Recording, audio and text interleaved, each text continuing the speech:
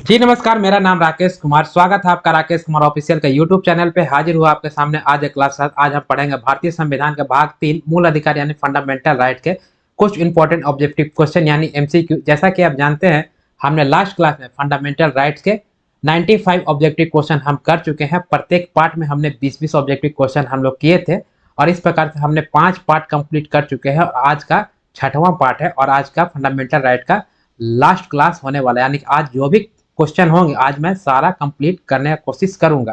तो चलिए हम क्लास स्टार्ट करते हैं और देखते हैं कि 96 क्वेश्चन में क्या है। ठीक है, फंडामेंटल राइट के 96 क्वेश्चन में क्या है। देखिए 96 क्वेश्चन कह रहा है कि भारत के संविधान में, किसे संविधान में, भारत के संविधान में यानी संविधान के अनुसार जो संवैधानिक अधिकार है, क्या अधिकार है, जो संवैधानिक अधिकार है, ठीक है, किंतु मूलभूत अधिकार नहीं है। ठीक है, संवैधानिक अधिकार है लेकिन मूलभूत अधिकार नहीं है। मूलभूत कहने का मतलब क्या है, अभी जो है फंडामेंटल राइट्स यानी कि मौलिक अधिकार या मूल अधिकार नहीं है, वो क्वेश्चन पूछ रहा है। ऑप्शन क्या कहता है देखते हैं। कह रहा है कि धार्मिक स्वतंत्रता का अधिकार मूलभूत अधिकार नहीं है, सांस्कृतिक और शैक्षणिक अधिकार मूलभूत अधिकार नहीं है, या शोषण के विरुद्ध अधिकार मूलभूत अधिकार नहीं है, या संपत्ति के अधिकार जो है मूलभूत अधिकार नहीं है। आपको बताना है सही जवाब क्या होगा। ठीक है, what should be the right answer. देखिए हमने बताया था कि फंडामेंटल राइट्स के अंदर में कितने हमारे मूल अधिकार यानी फंडामेंटल राइट दिए गए थे, 7 प्रकार के, जिसमें से एक यानी संपत्ति के अधिकार को जो है मूल अधिकार से हटा करके कानूनी अधिकार कर दिया गया था। यह किया गया था आपका 44वां संविधान संशोधन। ठीक है, कब किया गया था, 44वां संविधान संशोधन 1978 ईस्वी में। इस मौलिक अधिकार में सब टोटल कितने मौलिक अधिकार थे, 7 मौलिक अधिकार थे, जिसमें संपत्ति के अधिकार को 44वां संविधान संशोधन 1978 के तहत जो है वह मूल अधिकार से हटा करके कर दिया गया कानूनी अधिकार। कब क्या कर दिया गया, कानूनी अधिकार। ठीक है, तो इस प्रकार से अभी मौलिक अधिकारों की संख्या कितनी है, 6। पहले कितनी थी, 7, यानी कि वर्तमान में कितनी है, 6। जिसमें निकाला किसको गया, तो संपत्ति के अधिकार को जो है वह, ये संपत्ति का अधिकार जो है कितना अनुच्छेद में था, अनुच्छेद 31 में था जो मूल अधिकार के पहले थे। अभी जो है इसको मूल अधिकार से हटा करके किसमें कर दिया, कानूनी अधिकार। कब किया गया, 44वां संविधान संशोधन 1978 के तहत इसे हटाया गया। और इसे हटा करके, ठीक है, 31 से हटा करके किसमें जोड़ा गया, तो 300 अनुच्छेद 300 के का में जोड़ा गया। क्लियर है, यानी the right answer to this question is, यानी संपत्ति का अधिकार जो हमारा मूल अधिकार अभी नहीं है। और हमने बहुत डिस्कशन किया है इसके बारे में, इसलिए मैं डिटेल एक्सप्लेनेशन इसमें नहीं गया हूँ। अच्छा देखिए और ऑप्शन क्या कर रहा है, और ऑप्शन कहता है कि धार्मिक स्वतंत्रता का अधिकार। कौन सा स्वतंत्रता का अधिकार, धार्मिक स्वतंत्रता का अधिकार। धार्मिक स्वतंत्रता का अधिकार जो है वो आपको अनुच्छेद कहां से कहां तक थे, इसमें अनुच्छेद थे 25 से लेकर के अनुच्छेद 28 तक धार्मिक स्वतंत्रता का अधिकार।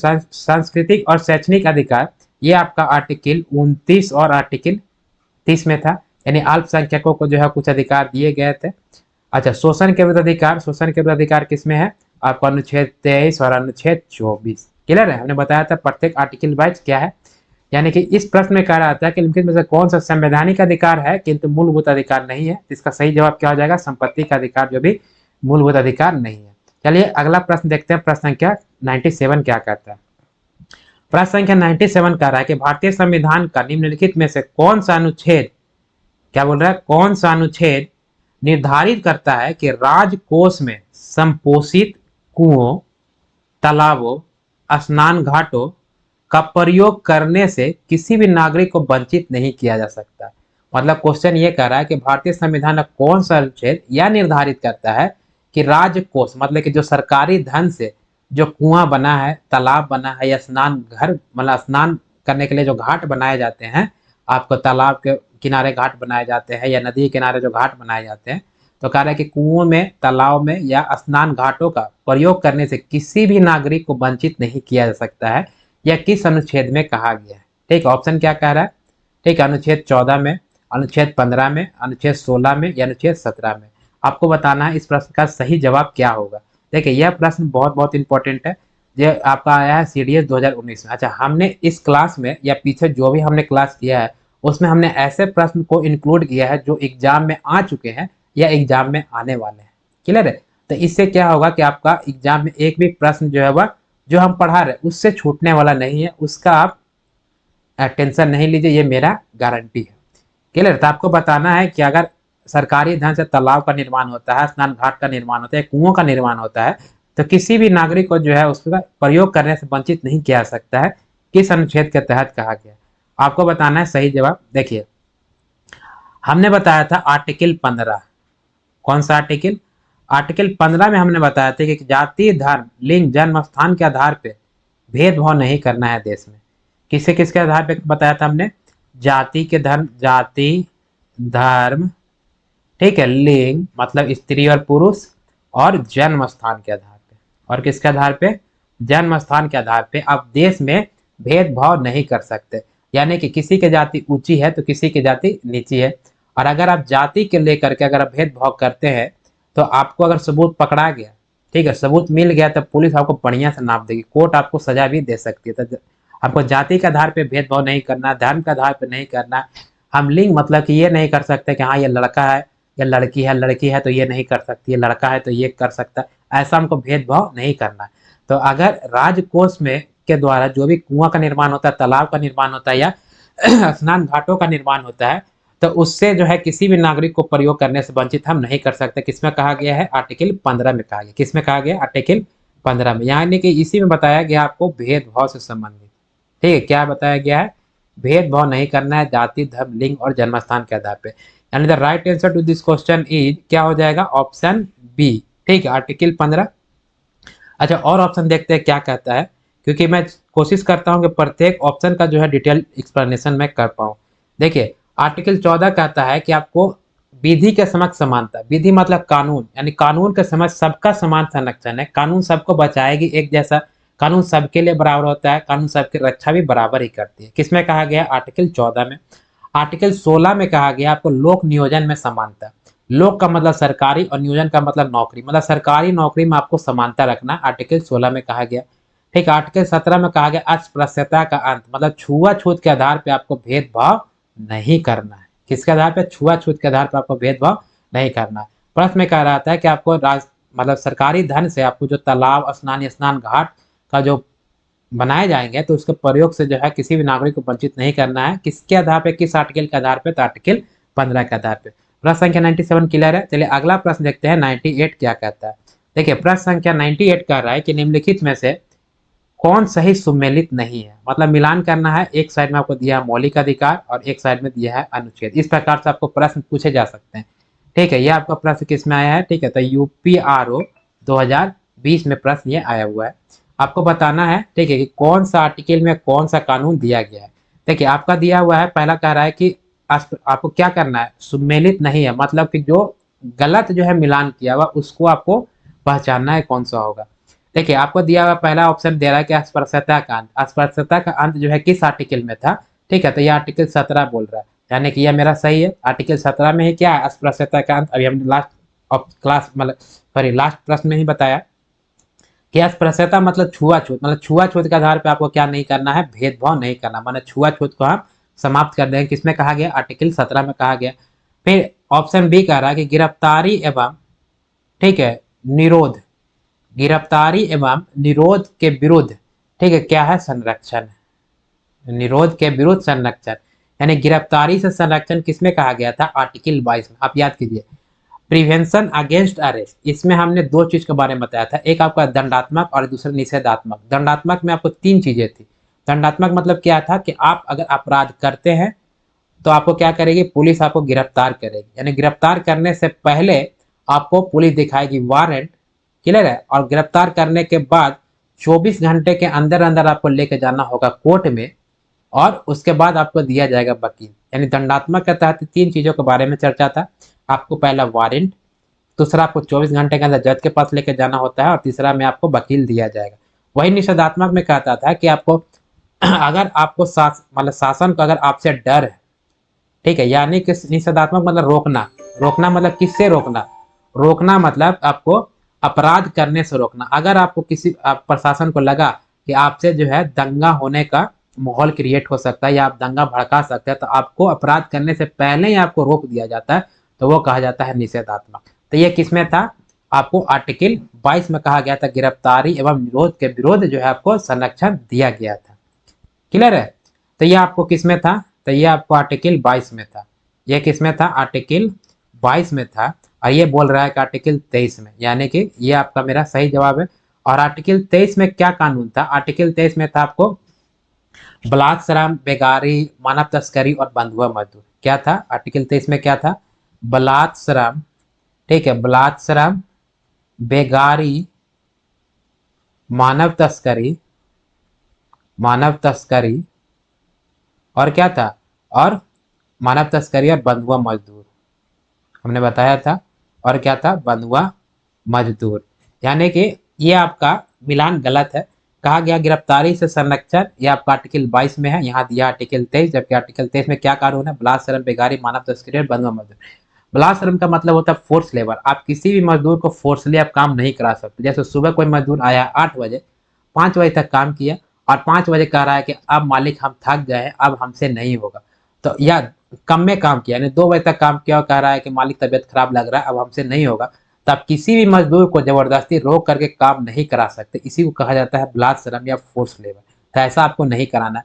बेगारी का करने का अर्थ है कि आप किसी से काम करा लिए और उसको पैसा नहीं दिए, या एकदम कम में पैसा कर, दिन भर का काम कराए, मजदूरी सब कुछ 500 रुपया है और आप उसको 50 रुपये या 10 रुपया दिए और बोले कि चलो भाग यहाँ से, ना तो मारेंगे।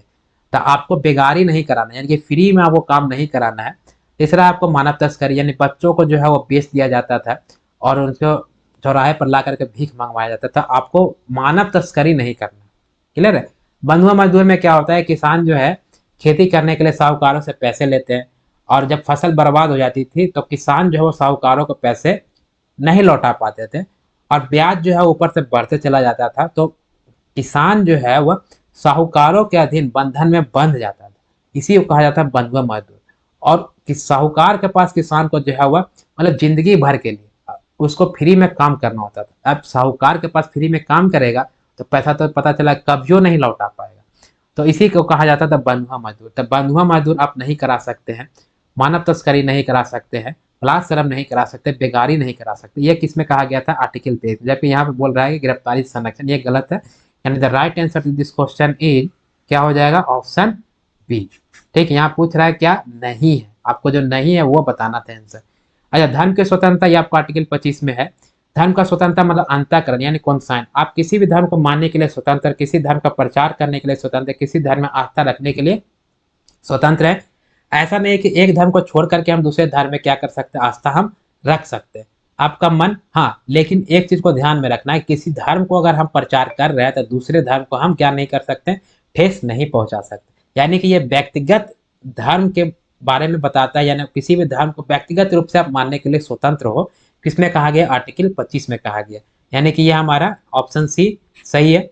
ऑप्शन डी कह रहा है कि अल्पसंख्यकों के हित का संरक्षण। ठीक है, अल्पसंख्यकों के हित का संरक्षण आर्टिकल 29 में, सही बात है।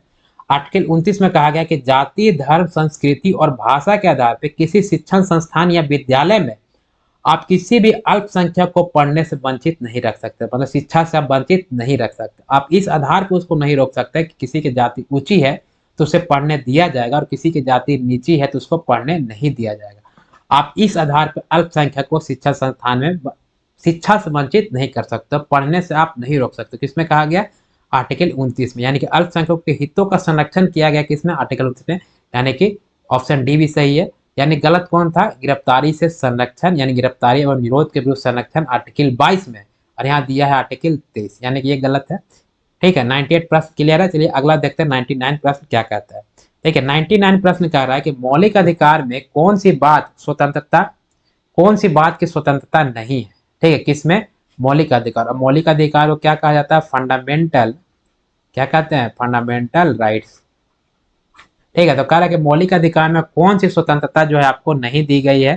ठीक है, यह देखिए प्रश्न आया है आपको यूपीएससी, ठीक है, 1982 में। कब आया? यूपीएससी 1982 में यह प्रश्न आया हुआ है। ठीक है, प्रश्न क्या कह रहा है कि मौलिक अधिकार में कौन सी स्वतंत्रता आपको नहीं दी गई है। ठीक है, ऑप्शन में क्या कहता है देखते हैं। कह रहा है कि हड़ताल की आजादी, विचार व्यक्त करने की आजादी, या आपको शांतिपूर्वक प्रदर्शन करने की आजादी, या धरना देने की आजादी। आपको बताना है सही जवाब कि मौलिक अधिकार में कौन सा स्वतंत्रता जो है आपको नहीं दिया गया। और हमने आपको आर्टिकल 22 यानी आर्टिकल 14 से लेकर आर्टिकल 35 तक हमने सब पढ़ा दिया है आपको, और आपको बताना है कि कौन सा मौलिक अधिकार के स्वतंत्रता के अंतर्गत नहीं आता है। ठीक है, बताइए what's would be the right answer. बताइए सही जवाब क्या होगा। देखिए, आपको हड़ताल करने की आज़ादी, सबको घर होगा या सबको नौकरी होगी, ये आपके मौलिक अधिकार के अंतर्गत नहीं आते। चक्का जाम करना, हड़ताल करना, ये सभी जो है मौलिक अधिकार के अंतर्गत नहीं आएंगे। ठीक है, ये क्या है, मौलिक अधिकार के अंतर्गत नहीं आएंगे। यानी the right answer to this question is क्या हो जाएगा, हड़ताल करने की आज़ादी, चक्का जाम करने की आज़ादी या दंगा करने की आज़ादी, ये सभी जो है वो मौलिक अधिकार के अंतर्गत नहीं होते हैं। ठीक है, विचार व्यक्त करने की आज़ादी है, जैसे मैंने बताया था अभिव्यक्ति की आज़ादी। ठीक है, किसमें था, आर्टिकल 19 के 1 में। ठीक है, आप चाहो तो आप क्या कर सकते हो, अपने आप को खुद को एक्सप्रेस करना कहलाता है अभिव्यक्ति। आपका मन, आप मौन धारण भी कर सकते हो। क्लियर है, आप अभिव्यक्ति की आज़ादी में जो है आप मौन धारण कर सकते हो, आप अपने आप को एक्सप्रेस कर सकते हो। इसमें पुतला फूकने की स्वतंत्रता, प्रेस और मीडिया की आज़ादी थी, और आपका झंडा फहराने की स्वतंत्रता, ये सभी किसमें था, आपको अभिव्यक्ति की स्वतंत्रता में दिया गया था, आर्टिकल 19 के 1 में था। ठीक है, शांतिपूर्वक प्रदर्शन करने की आज़ादी, हाँ आप प्रदर्शन कर सकते हैं, ठीक है, लेकिन हड़ताल नहीं कर सकते। प्रदर्शन करने की आपको आज़ादी दी गई है। धरना देने की भी आज़ादी आपको मूल अधिकार के अंतर्गत आता है, लेकिन हड़ताल करना, काम रोक देना, ये सभी जो है वह मौलिक अधिकार के स्वतंत्रता के अंतर्गत नहीं आते। क्लियर है, यानी the right answer this question is क्या हो जाएगा, ऑप्शन ए। चलिए अगला प्रश्न देखते हैं कि 100 नंबर प्रश्न क्या कहता है। देखिए 100वां प्रश्न कह रहा है कि किस बाद, बाद मतलब बातचीत, कह रहा किस बाद ने संसद को मौलिक अधिकार में संशोधन करने का अधिकार दिया है। ठीक, यानी कि जब संविधान लागू हुआ हमारा 26 जनवरी 1950 ईस्वी को, तो उस समय जो है ऐसा प्रावधान ही नहीं था कि मौलिक अधिकार में संशोधन हो सकता है कि नहीं हो सकता। सिर्फ ये लिख दिया गया था कि मौलिक अधिकार, ये लोगों को अधिकार दिया गया है, इसको कोई भी व्यक्ति इसका मौलिक अधिकार को नहीं छीन सकता है। क्लियर है, अगर वो छीनेगा तो उसको रक्षा करने का अधिकार किसके पास होता है, सुप्रीम कोर्ट और हाई कोर्ट के पास होता है। ठीक है, राष्ट्रपति कुछ समय के लिए निलंबित कर सकते हैं, संसद इसको समाप्त कर सकते हैं, लेकिन संशोधन करने का बात आपको कहीं पे जिक्र नहीं था। क्लियर है, क्या था, कहीं पे जिक्र नहीं था। तो प्रश्न कर रहा है कि किस बाद ने, यानी किस मामला ने संसद को मौलिक अधिकारों में संशोधन करने का अधिकार दिया है, और यह प्रश्न पूछा है आपको MPPSC 1991 में। ठीक है, ऑप्शन क्या कह रहा है, ऑप्शन कह रहा है कि केशवानंद भारती बाद, या राजनारायण बनाम इंदिरा गांधी बाद, मतलब बाद मतलब क्या है, बाद मतलब मामला, बाद मतलब मामला। जैसे आपका कोई मुकदमा होता है, ठीक है, तो उसको मामला हम कह सकते हैं। या कह रहा है कि गोलकनाथ विवाद, या आपको सज्जन कुमार विवाद। ठीक है, तो आपको बताना है कि किस बाद ने संसद को मौलिक अधिकार को संशोधन करने का अधिकार आपको दिया है। आपको बताना है इस प्रश्न का सही जवाब क्या होगा, what should be the right answer. देखिए केशवानंद भारती, केशवानंद भारती का एक मामला था, किसका, केशवानंद भारती। ठीक है, केशवानंद भारती का एक मामला था। यह मामला आपको यह अब केरल राज्य, कौन सा राज्य, केरल। ठीक है, केरल राज्य और केशवा, यानी कि केरल राज्य और केशवानंद भारती, मतलब केशवानंद भारती तो कोई व्यक्ति हो गए, और केरल राज्य के ऊपर जो है, यानी कि सरकार, केरल राज्य सरकार के ऊपर जो है यह इन्होंने मुकदमा कर दिया, किसने, केशवानंद भारती। इसमें मामला क्या था कि मठ का जमीन जो है वो सरकार की तरफ से अधिग्रहण किया जा रहा है।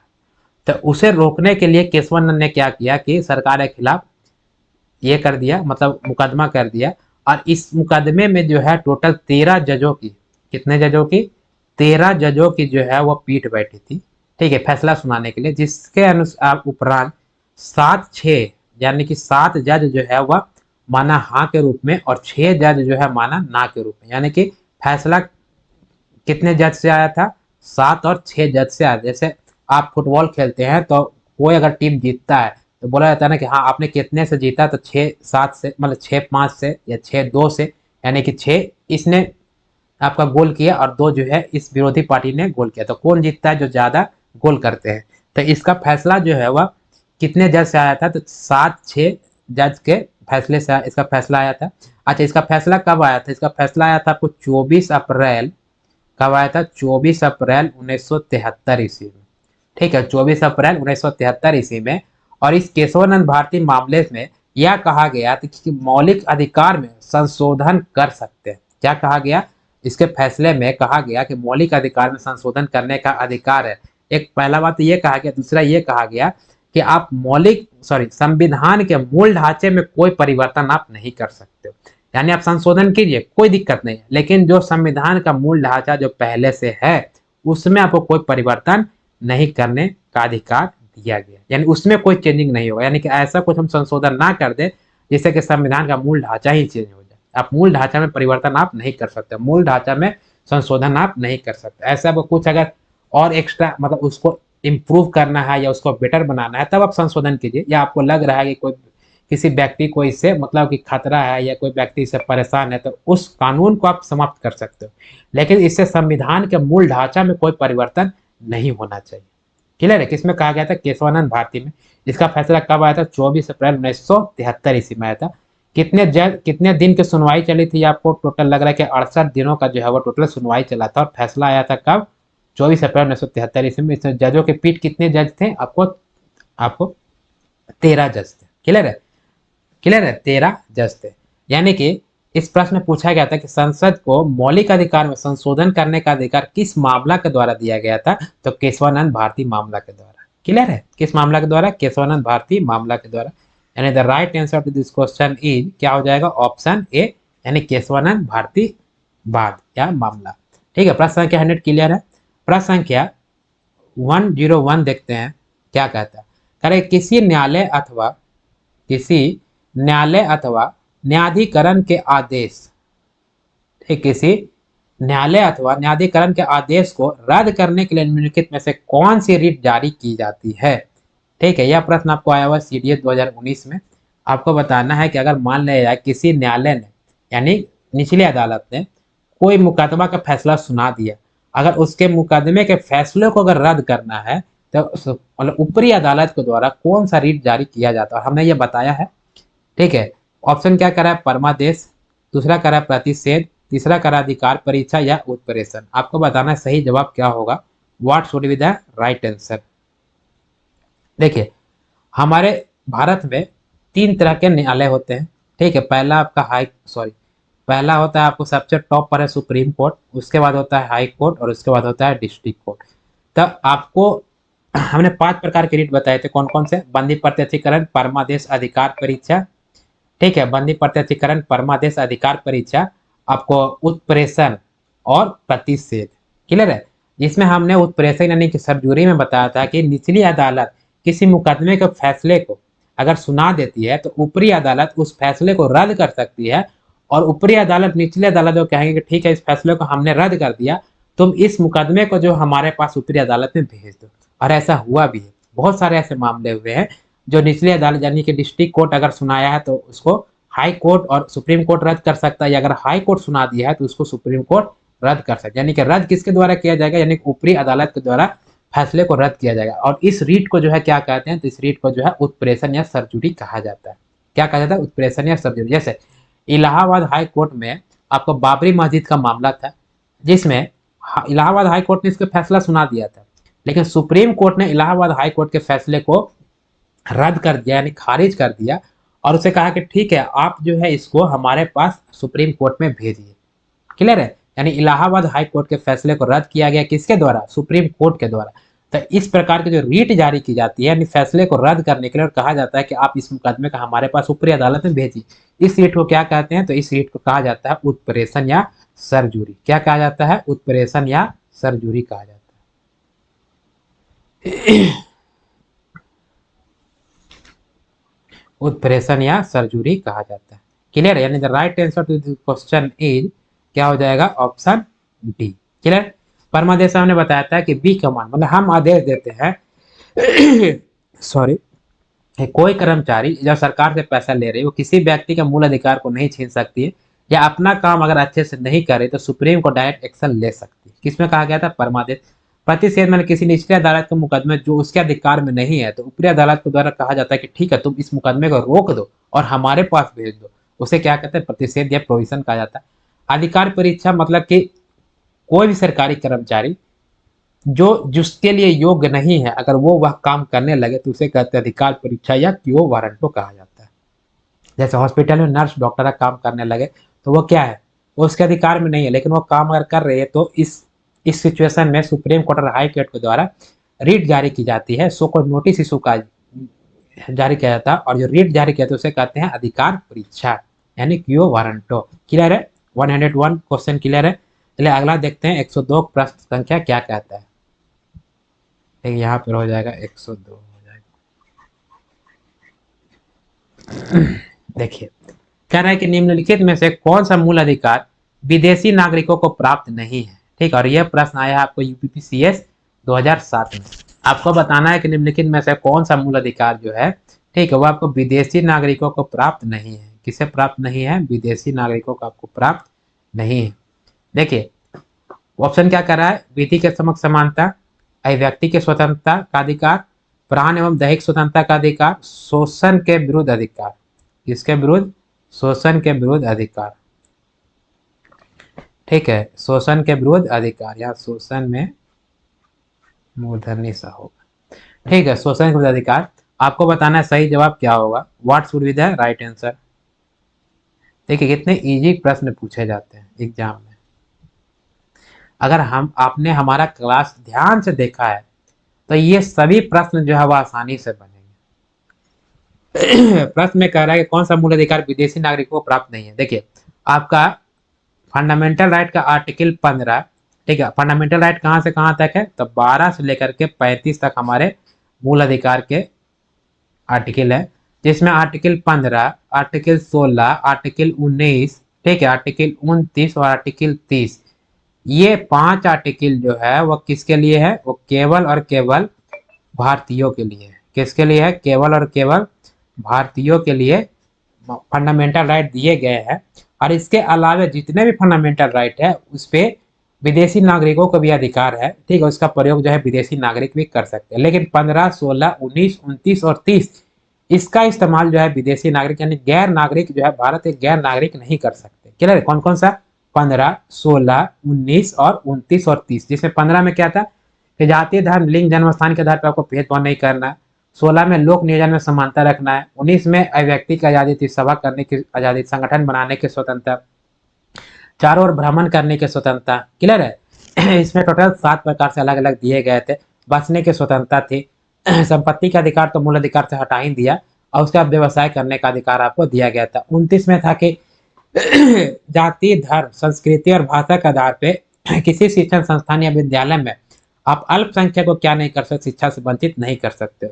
वही 30 में कहा गया था कि अगर कोई अल्पसंख्यक वर्ग के लोग हैं, अगर वह किसी शिक्षण संस्थान या विद्यालय में असहजता महसूस करता है यानी अनकंफर्टेबल फील करता है पढ़ने में, पहले तो अधिकार दे दिया 29 में, लेकिन 30 में फिर भी कहा गया कि अगर अल्पसंख्यक वर्ग के लोग किसी विद्यालय में अनकंफर्टेबल महसूस करते हैं तो वह अपना अलग से संस्थान खोल सकते हैं। इसके लिए बजट सरकार देगी, इसके लिए टीचर सरकार उपलब्ध कराएगी। किसमें कहा गया? आर्टिकल 30 में कहा। किसके लिए? अल्पसंख्यक के लिए। तो ये 5 आर्टिकल जो है वो केवल और केवल भारतीय नागरिकों को दिया गया है।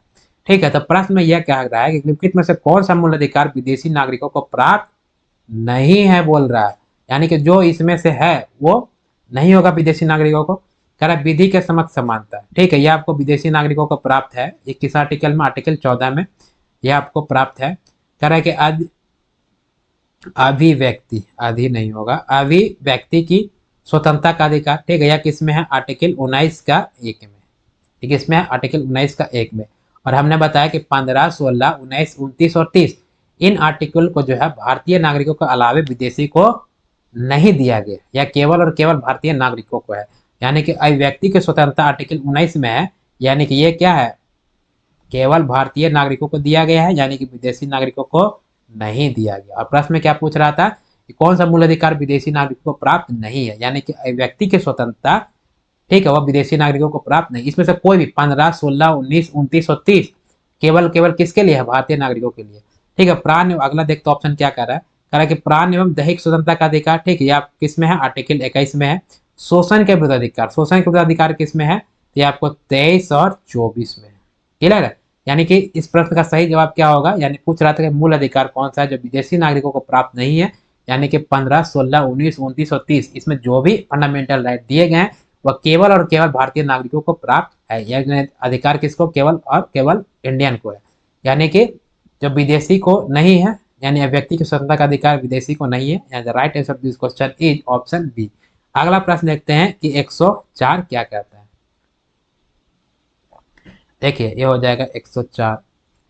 कह रहा है कि 6 वर्ष की आयु से 14 वर्ष की आयु के बीच, ठीक है, कितने वर्ष की आयु से, यानी कि 6 वर्ष की आयु से 14 वर्ष की आयु के बीच सभी बच्चों को शिक्षा का अधिकार है।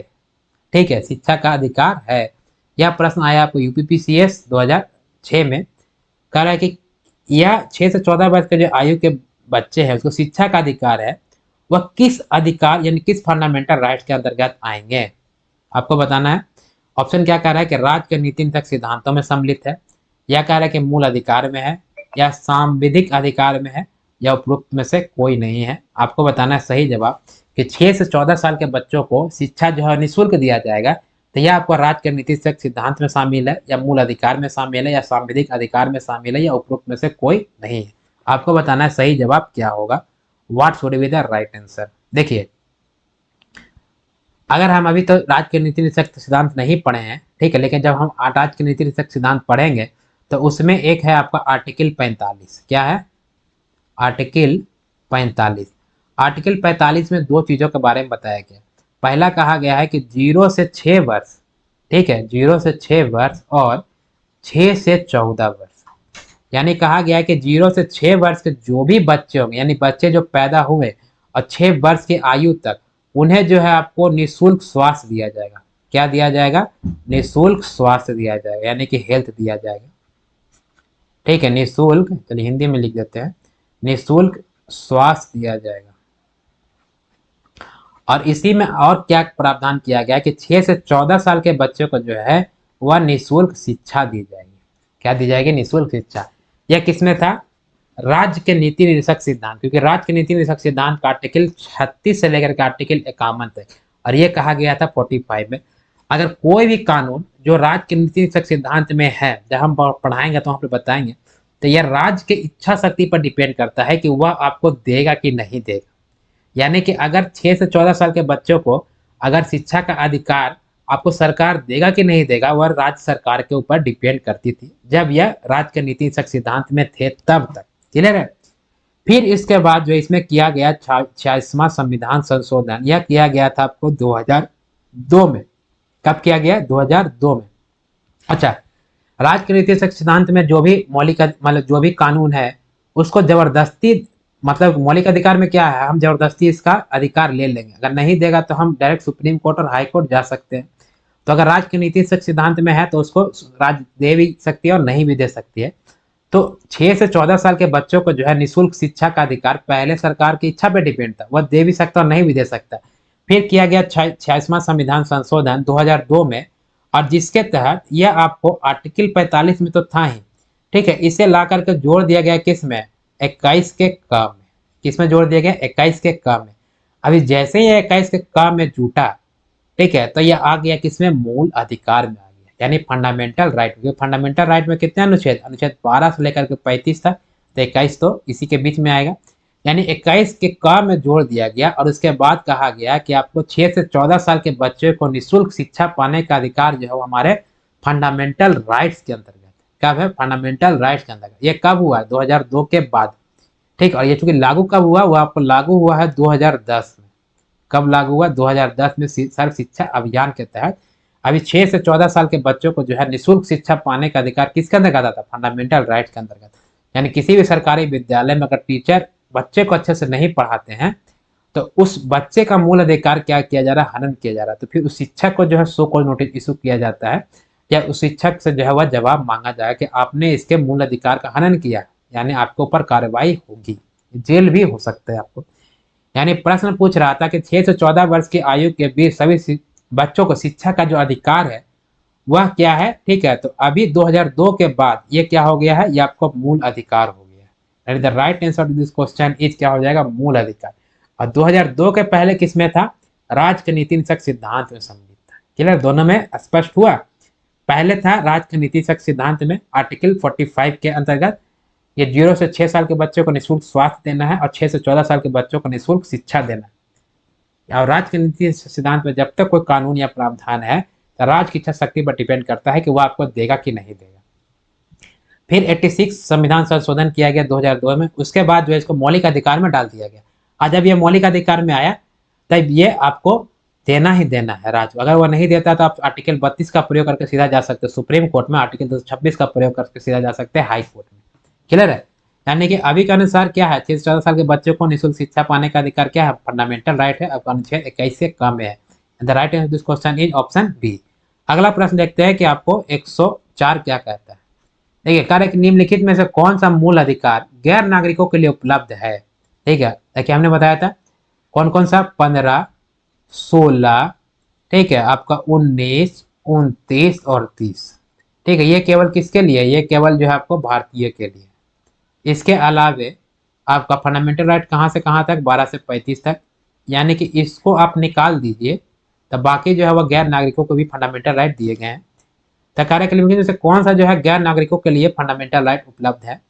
ठीक है, पहला कह रहा है कि आपको वाक स्वतंत्रता, यानी कि अव्यक्ति स्वतंत्र बोलने की आजादी, आत्मदासारोपण की संरक्षण, ठीक है, मतलब सेल्फ इनकर्नेशन, हमने बताया था आर्टिकल 20। आर्टिकल 20 में हमने 3 चीजों के बारे में बताया था आपको, एक्स पोस्ट फैक्टो, डबल जीपार्टी और सेल्फ इनक्रिमिनेशन। जिसमें सेल्फ इनक्रिमिनेशन में हमने बताया था कि आप अपने खिलाफ गवाही नहीं दे सकते। यानी कि अगर पुलिस आपको जबरदस्ती पकड़ के कहती कि नहीं तुम ये कबूल करो कि तुमने ये किया, आप कबूल कर लीजिए। ठीक है, क्योंकि आपके खिलाफ दी गई गवाही पुलिस थाना में मान्य नहीं होती। कहाँ मान्य होगी, तो आपको कोर्ट में मान्य होगी। यानी कि आत्मदोषारोपण से आपको संरक्षण आपको दिया गया किसमें, सेल्फ इनक्रिमिनेशन, यानी आर्टिकल 20 के ग में, यानी कि 20 के थर्ड में। ठीक है, तो ये जो है आपको किस में आ गया, 20 में आ गया। तो ये गैर नागरिकों को मिल जाएगा, क्योंकि हम बताए थे 15, 16, 19, 29, 30 यही सिर्फ भारतीयों के लिए, गैर नागरिकों को नहीं दिया जाता है। तो ये आपको गैर नागरिकों को होगा। वाक स्वतंत्रता माने अभिव्यक्ति की स्वतंत्रता, ये आपको 19 का किस में है, 19 का 1 में है। तो ये आपको गैर नागरिकों को नहीं मिलेगा, केवल भारतीयों के लिए। अंतःकरण की स्वतंत्रता, अंतःकरण की स्वतंत्रता किस में है, आर्टिकल 25 में। इसमें आपको बताया गया कि आप किसी भी धर्म को मानने के लिए स्वतंत्र, प्रचार करने के लिए स्वतंत्र, किसी भी धर्म के आस्था रखने के लिए स्वतंत्र। किसमें कहा गया, अंतःकरण या कॉन्साइन में कहा गया। यानी कि ये 25 में है। हमने बताया 15, 16, 19, 29, 30 ये सिर्फ भारतीयों के लिए है, यानी कि ये भी गैर नागरिकों को दिया जा सकता है। रोजगार के मामले में विभेद न करना, यानी व्यवसाय करने की स्वतंत्रता जो आपको किसमें है, ठीक है, व्यवसाय करने की स्वतंत्रता यह दिया गया आपको 19 के 7 में। ठीक है, यानी कि ये भी 19 के अंतर्गत आता है। आपने बताया 15, 16, 19, 29, 30 जो है वो केवल भारतीयों के लिए, यानी कि ये गैर नागरिकों के लिए नहीं है और ये गैर नागरिकों के लिए नहीं। यहाँ पूछ रहा है गैर नागरिकों के लिए कौन सा उपलब्ध है। ठीक है, तो ये दोनों तो भारतीय के लिए हो जाएगा, यानी कि आत्मदोषारोपण, यानी कि सेल्फ इनकर्नेशन, आर्टिकल 20 का सी, और अंतःकरण की स्वतंत्रता ये आपको गैर नागरिकों को दिया जा सकता है। यानी क्या हो जाएगा, 2 और 3 मेरा सही है, जो गैर नागरिकों को दिया जा सकता है। The right answer this question is option C. अगला प्रश्न देखते हैं 105 क्या कहता है। 105 कह रहा है कि संविधान के अंतर्गत बंदी प्रत्यक्षीकरण समादेश जारी करने का अधिकार किसमें निहित है। ठीक है, यानी बंदी प्रत्यक्षीकरण समादेश जारी करने का अधिकार किसमें निहित है। यह प्रश्न पूछा आपको एसएससी 2006 में। ऑप्शन क्या कह रहा है, केवल उच्च न्यायालय को, केवल उच्चतम न्यायालय को, तथा उच्चतम न्यायालय। अच्छा, उच्च न्यायालय मतलब हाई कोर्ट और उच्चतम न्यायालय मतलब सुप्रीम कोर्ट, दोनों को है, या जन न्यायालय, ठीक है, तथा उनके ऊपर सभी न्यायालय को। आपको बताना सही जवाब क्या होगा। यानी कि बंदी प्रत्यक्षीकरण समादेश मतलब होता है रीट। समादेश मतलब क्या होता है, रीट। हमने बताया था कि न्यायालय के द्वारा जो है वो 5 प्रकार के रीट जारी किया जाता है। और न्यायालय मतलब कौन कर सकता है, केवल और केवल सुप्रीम कोर्ट और हाई कोर्ट, डिस्ट्रिक्ट कोर्ट नहीं, या और कोई न्यायालय नहीं। यानी हाई कोर्ट और सुप्रीम कोर्ट को यह अधिकार है कि 5 प्रकार के रीट जारी कर सकती है। संवैधानिक उपचार आर्टिकल 32 के तहत 5 प्रकार की रीट जारी की जाती है। इसमें बंदी प्रत्यक्षीकरण, परमादेश, अधिकार परीक्षा, प्रतिषेध और उत्प्रेषण। ठीक है, ये प्रश्न पूछा सिर्फ बंदी प्रत्यक्षीकरण ही नहीं, इसके अलावे भी अगर रीट जारी करने का कहता तो वो रीट जारी करने का अधिकार किसके पास होता है, केवल सुप्रीम कोर्ट और हाई कोर्ट के पास होता है। यानी the right answer to this question is क्या हो जाएगा, ऑप्शन सी। क्या हो जाएगा, ऑप्शन सी। यानी किसको अधिकार प्राप्त है रीट जारी करने का, यानी सुप्रीम कोर्ट और हाई कोर्ट के पास। ठीक है, समझ में आया। अगला प्रश्न देखते हैं, प्रश्न संख्या 106 क्या कहता है। 106 कह रहा है कि निम्नलिखित में से कौन सा मूल अधिकार नहीं है। ठीक है, यह देखिए कितने इजी क्वेश्चन पूछ रहा है, एसएससी 2006 में पूछा है। आपको बताना है कौन सा फंडामेंटल राइट नहीं है। समानता का अधिकार फंडामेंटल राइट नहीं है, संपत्ति का अधिकार, स्वतंत्रता का अधिकार, या संवैधानिक उपचारों का अधिकार। आपको बताना है सही जवाब क्या होगा, what should be the right answer. ठीक है, प्रश्न क्या पूछ रहा है कि मूल अधिकार नहीं है, ठीक है, समानता का अधिकार मूल अधिकार है। ठीक, ये कहाँ से कहाँ तक, 14 से 18 तक। संपत्ति का अधिकार जो है आपको मूल अधिकार नहीं है, और आपका प्रश्न पूछ रहा है क्या, नहीं है पूछ रहा है, यानी the right answer to this question is क्या हो जाएगा, संपत्ति का अधिकार जो है मूल अधिकार नहीं है। पहले यह मूल अधिकार था, लेकिन किया गया 44वां संविधान संशोधन, यह किया गया था आपको सन 1978 ईस्वी में। कब किया गया था, 1978 ईस्वी में। उस समय भारत के प्रधानमंत्री कौन थे, मोरारजी देसाई। उस समय जो है संपत्ति का अधिकार का मूल अधिकार था हटा के किसे ट्रांसफर कर दिया गया, कानूनी अधिकार में। और इसे संविधान पहले था आर्टिकल 31 में, फिर इसको लाकर जोड़ दिया गया किसमें, 300 के क में। यानी संपत्ति का अधिकार भी मूल अधिकार नहीं, क्या है, कानूनी अधिकार है। अगला ऑप्शन करें स्वतंत्रता का अधिकार। स्वतंत्रता का अधिकार अभी हमारा मौलिक अधिकार है, सिर्फ संपत्ति का अधिकार को हटाया गया था, हमने 7 प्रकार का बताया था। तो स्वतंत्रता का अधिकार जो है मौलिक अधिकार है। ये आर्टिकल कहाँ से कहाँ तक आ जाएंगे, तो आपको 19 से लेकर के 22 तक। संवैधानिक उपचार का अधिकार ये आपको आर्टिकल 32 के तहत आएगा। क्लियर है, प्रश्न संख्या 106 क्लियर है, यानी संपत्ति का अधिकार मूल अधिकार नहीं है। चलिए देखते हैं प्रश्न संख्या 107 क्या कहता है। प्रश्न संख्या 107 कह रहा है कि परमादेश याचिका का अर्थ क्या होता है। परमादेश याचिका का अर्थ क्या होता है, कि परमादेश को हम क्या कहते हैं, मैंडेमस भी कहा जाता है। क्या कहा जाता है, मैंडेमस। ठीक है, इसमें इसका अर्थ क्या है, ऑप्शन कह रहा है कि हम आदेश देते हैं किसी वारंट द्वारा, या आपके पास शरीर होना चाहिए, या प्रमाणित होना। देखिए इसको मैं अंग्रेजी में बताया था। ठीक है, हम आदेश देते हैं मतलब इसमें लिखा गया था मैंने लिखा था बी कमांड। ठीक है, किस वारंट द्वारा, मैंने what is your authority,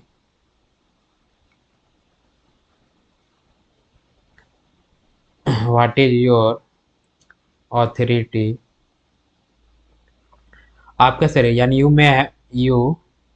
may have the body, may have the body, और प्रमाणित होना यानी टू बी सर्टिफाइड।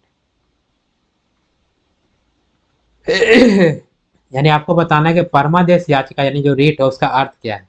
देखिए हमने बताया था परमादेश मतलब क्या है, बी कमांड, मतलब हम आदेश देते हैं। कौन आदेश देता है, मतलब सुप्रीम कोर्ट और हाई कोर्ट आदेश देता है कि कोई भी कर्मचारी जो सरकार से पैसा यानी वेतन ले रही है, वो किसी व्यक्ति का मूल अधिकार को छीन नहीं सकती है। साथ ही साथ अगर अपना काम अच्छे से नहीं कर रहा है, यानी अर्थात अपना काम अच्छे से नहीं कर रहा, तो उसे सुप्रीम कोर्ट और हाई कोर्ट डायरेक्ट एक्शन ले सकते हैं। जैसे अनुच्छेद आर्टिकल 21 के काम में कहा गया कि 6 से 14 साल के बच्चों को निःशुल्क शिक्षा पाने का अधिकार है। अगर किसी विद्यालय में शिक्षक अच्छे से नहीं पढ़ाते हैं, यानी क्या है कि उस बच्चे का जो है मूल अधिकार हनन हो रहा है, तो उस सिचुएशन में हाई कोर्ट और सुप्रीम कोर्ट उस शिक्षक के ऊपर जो है वह कार्रवाई कर सकते हैं। किसमें कहा गया, परमादेश के तहत। यानी परमादेश का मतलब क्या है, बी कमांड, हम आदेश देते हैं। क्लियर है, क्या देते हैं, हम आदेश देते हैं। व्हाट इज योर ऑथोरिटी, मैंने किसी वारंट द्वारा, ये कहा गया आपको अधिकार परीक्षा में। किसमें कहा गया, अधिकार परीक्षा में, यानी क्यों वारंटो में आपके पास शरीर होना चाहिए, यानी कि बंदी प्रत्यक्ष कह रहा है, यानी हैबियस कॉर्पस में कहा you may have the body, यानी आपके पास शरीर भी होना चाहिए। अगर पुलिस किसी व्यक्ति को गिरफ्तार करती है तो 24 घंटे के अंदर उसे कोर्ट में पेश करना होता है। प्रमाणित यानी उत्प्रेषण, इसमें क्या है, प्रमाणित माने उत्प्रेषण या सर्जरी, यानी किसी निचली अदालत के फैसले को ऊपरी अदालत क्या करती है, उस फैसले को रद्द कर देती है, फिर कहती है आप मुकदमा हमारे पास भेज दो, उसे हम कहते हैं उत्प्रेषण या सर्जरी कहा जाता है। क्लियर है, ठीक है। यानी प्रश्न संख्या 107 का सही जवाब क्या था, परमादेश याचिका जो है उसका मतलब क्या होता है, हम आदेश देते हैं, यानी बी कमांड। अगला प्रश्न देखते हैं, प्रश्न संख्या 108 क्या कहता है। प्रश्न संख्या 108 कह रहा है कि संविधान के अनुच्छेद 17 और अनुच्छेद 18 में व्यवस्था है किस चीज का, एसएससी 2007 में पूछा है। तो ये कह रहा है कि सामाजिक समता का, आर्थिक समता का, राजनीतिक समता का, धार्मिक समता का। देखिए यहाँ पे क्वेश्चन फंसा दिया। हमने बताया था कि समानता का अधिकार, ठीक है, समानता का अधिकार कहाँ से कहाँ तक है, तो आर्टिकल 14 से लेकर के आर्टिकल 18 तक। और इसमें जो है वो हमने बताया सिर्फ समानता का अधिकार, तो आपको बताना है कि 17 और 18 में जो है वह कौन सा समानता है, सामाजिक समानता है, आर्थिक समानता है, राजनीतिक समानता या धार्मिक समानता है। देखिए इसको प्रश्न को करने से पहले आपको समझना होगा कि आर्टिकल 17 में क्या था और आर्टिकल 18 में क्या था। आप लोग को याद है, हमने बताया था आर्टिकल 17 में क्या था, अस्पृश्यता का अंत। क्या था, अस्पृश्यता, ठीक है, अस्पृश्यता का अंत था। मतलब आप छुआछूत नहीं कर सकते। तो छुआछूत कहाँ किया जाएगा, तो समाज में किया जाएगा। यानी क्या है, ये सामाजिक समानता की बात करता है, मतलब समाज के अंदर जो है सामाजिक समानता का बात करता है कि आपको छुआछूत नहीं करना है, यानी कि ये क्या है, सामाजिक समानता है। आर्टिकल 18 में कहा गया कि उपाधि का अंत कर दिया गया, यानी कि आप उपाधि नहीं रख सकते, यानी सर ठाकुर की उपाधि या जमींदार की उपाधि या अन्य उपाधि भी, यानी बाबू साहब की उपाधि, इस प्रकार से आप उपाधि नहीं रख सकते। ये उपाधि कहाँ रखा जाता है, समाज में रखा जाता है, यानी कि सामाजिक समानता का बात कर रहा है आर्टिकल 17 और आर्टिकल 18। यानी the right answer to this question is, क्या हो जाएगा, ऑप्शन ए, यानी कि सामाजिक समानता का बात कर रहा है कौन, आर्टिकल 17 और आर्टिकल 18। ठीक है, समझ में आया, प्रश्न संख्या 108 समझ में आया। अगला देखते हैं प्रश्न संख्या 109 क्या कहता है। प्रश्न संख्या 109 कह रहा है कि किसी अर्ध न्यायिक या सार्वजनिक अधिकारी को अपनी अनिवार्य कर्तव्य के लिए, क्या कर रहा है, अपनी अनिवार्य कर्तव्य के लिए मजबूर करने के उद्देश्य से उच्चतम न्यायालय द्वारा जारी की गई रीट को क्या कहते हैं। ठीक है, यानी कह रहा है क्या कि किसी सार्वजनिक अधिकारी या न्यायिक को अपनी अनिवार्य कर्तव्य के लिए मजबूर करने के उद्देश्य से उच्चतम न्यायालय द्वारा रीट जारी की जाती है, उस रीट को क्या कहते हैं। ऑप्शन में क्या पूछ रहा है, यह प्रश्न आया एसएससी 2007 में। ऑप्शन में देखिए कितना इजी क्वेश्चन आता है। ऑप्शन में कह रहा है अधिकार परीक्षा कहते हैं, उसे परमादेश कहते हैं, उत्प्रेषण लेख कहते हैं या निषेध कहते हैं। आपको बताना सही जवाब क्या होगा, what should be the right answer. देखिए हमने बताया था परमादेश, ठीक है, रीट तो 5 प्रकार का बताया था, बंदी प्रत्यक्षीकरण, परमादेश, अधिकार परीक्षा, उत्प्रेषण और प्रतिषेध। तो परमादेश में हमने बताया था, क्या बताया था परमादेश में, ठीक है, परमादेश में हमने बताया था यानी बी कमांड, अभी हमने लास्ट में प्रश्न में ही बताया, यानी बी कमांड। बी कमांड का मतलब क्या, हम आदेश देते हैं, कौन, ऊपरी अदालत जो है वो आदेश देता है, कार्यपालिका अनुदेता, बंदी प्रत्यक्षीकरण, परमादेश और अधिकार परीक्षा, ये तीनों जो किसके लिए है, अब वो कार्यपालिका के अधिकारी कर्मचारी के लिए। यानी इसमें कहा गया है कि आप कोई भी कर्मचारी जो सरकार से पैसा ले रही है, अगर वह अपना काम सही से नहीं करती है तो सुप्रीम कोर्ट और हाई कोर्ट जो है उसके ऊपर डायरेक्ट एक्शन ले सकती है। यानी क्या है कि उसका जैसे मान लिया अनुच्छेद 21 का, उसमें कहा गया कि आपको 6 से 14 साल के बच्चों को निःशुल्क शिक्षा पाने का अधिकार है। ठीक है, और इसमें कह रहा है क्या, अगर टीचर अच्छे से नहीं पढ़ाते हैं तो उस टीचर के ऊपर क्या सुप्रीम कोर्ट और हाई कोर्ट क्या कर सकती है, डायरेक्ट एक्शन ले सकती है। यानी कि टीचर का काम क्या था, उसका कर्तव्य था पढ़ाना, क्या कर्तव्य था, पढ़ाना।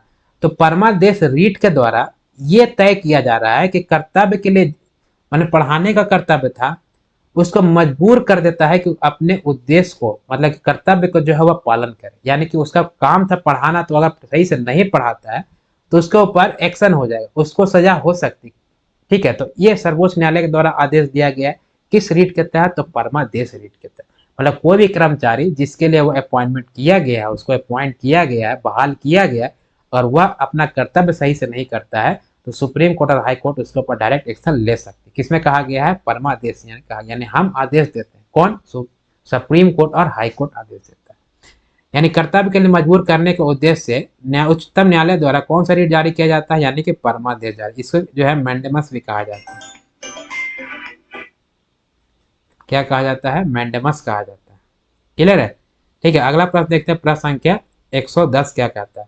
प्रश्न संख्या 110 कह रहा है कि अनुच्छेद 32 के अधीन सर्वोच्च न्यायालय में किस आधार पर राहत के लिए मना कर सकता है। देखिए आर्टिकल 32 में जो है सुप्रीम कोर्ट के तहत, आर्टिकल 32 में क्या है, संवैधानिक उपचार। संवैधानिक उपचार के तहत सुप्रीम कोर्ट और हाई कोर्ट जो है 5 प्रकार का आदेश जारी करता है। इसमें कह रहा है कि अनुच्छेद 32 के अधीन सर्वोच्च न्यायालय में किस आधार पर राहत, मतलब उसको राहत नहीं दिया जा रहा है, राहत के लिए बोल रहा है कि मना कर सकता है। यह प्रश्न आया आपको सीडीएस 2020 प्रश्न सही से समझिएगा। क्या कर, राहत देने से मना कर सकता है कौन, सुप्रीम कोर्ट यानी सर्वोच्च न्यायालय। ऑप्शन क्या कह रहा है कि व्यथित व्यक्ति एक दूसरे न्यायालय पर उपचार या उपाय पा सकता है, तब सुप्रीम कोर्ट मना करेगा। या कह रहा है कि विवादित तथ्यों की जांच की जानी चाहिए, इस आधार पर जो है सुप्रीम कोर्ट मना कर सकता है, नहीं, ये भी नहीं, ये भी नहीं, इसे मना करेगा ही नहीं। ठीक है, ऑप्शन कह रहा है कि किसी भी मूल अधिकार का उल्लंघन हुआ ही नहीं, यानी कि आपके मूल अधिकार का उल्लंघन हुआ ही नहीं है और आप चले गए कहाँ, सुप्रीम कोर्ट के पास। तो सुप्रीम कोर्ट यानी सर्वोच्च न्यायालय जो है, यानी अगर आपके मौलिक अधिकार का जब हनन ही नहीं होगा, उल्लंघन ही नहीं हुआ है, तो आपको जो है राहत देने से क्या कर देगा, मना कर देगा, भागो चला, यहाँ पे जो है क्यों आए। आपका जो है मूल अधिकार अगर हनन होता है या उल्लंघन होता है या कोई छीनता है, तब आप सुप्रीम कोर्ट में जा सकते हो आर्टिकल 32 का प्रयोग करके। लेकिन आपका मूल अधिकार का हनन उल्लंघन हुआ ही नहीं, तो मूल अधिकार तो सर्वोच्च न्यायालय क्या कर सकता है, राहत देने से आपको मना कर सकता है। यानी the right answer to this question is क्या हो जाएगा, ऑप्शन सी। ठीक है, प्रश्न को अच्छे से समझिए। प्रश्न में कह रहा है कि किस आधार पे सुप्रीम कोर्ट आपको राहत देने से मना कर सकता है। ठीक है, क्या कर सकता है, राहत देने से मना कर सकता है। कब, जब आपके मूल अधिकार का उल्लंघन ही नहीं हुआ है। ठीक है, उल्लंघन होगा तब ना राहत देगा जी, उल्लंघन ही नहीं हुआ तो राहत देने से मना कर देगा, सिंपल सा लॉजिक है। यानी प्रश्न संख्या 110 का सही जवाब क्या हो जाएगा, ऑप्शन सी, कि अगर मूल अधिकार का उल्लंघन नहीं होता है तो सुप्रीम कोर्ट क्या कर सकती है, राहत देने से मना कर सकती है। ठीक है, अगला प्रश्न देखते हैं, प्रश्न संख्या 111 क्या कहता है। प्रश्न संख्या 111 कह रहा है कि भारत में उच्चतम न्यायालय ने निम्नलिखित मामलों में से किसमें माना था कि मौलिक अधिकार में संशोधन नहीं किया जा सकता। इसके पहले हमने बताया कि किस मामला के तहत संसद को यह अधिकार मिला कि मौलिक अधिकार में परिवर्तन कर सकता है। यहाँ पे क्या पूछ रहा है कि उच्चतम न्यायालय के निम्नलिखित मामलों में से किसमें माना था कि मौलिक अधिकार में, ठीक है, क्या नहीं कर सकते हैं, संशोधन नहीं कर सकते हैं। क्या नहीं कर सकते हैं, संशोधन नहीं कर सकते हैं। यह किस अधिकार में माना गया है। ठीक है, आपको ऑप्शन क्या कर रहा है, कह रहा है कि ए के गोपालन का मामला, केशवानंद भारती का मामला, या एस.सी. मेहता का मामला, या गोलकनाथ का मामला। आपको बताना है सही जवाब। देखिए, हमने बताया था केशवानंद भारती का मामला जो है ये आपको हुआ था, इसका फैसला कब आया था, 24 अप्रैल, कब आया है, 24 अप्रैल 1973 ईस्वी में। क्लियर, इसमें कहा गया था कि संविधान का मूल ढांचा में कोई परिवर्तन नहीं होगा, और साथ ही साथ ये भी कहा गया था कि संविधान का मौलिक अधिकार में संशोधन करने का अधिकार संसद के पास होगा।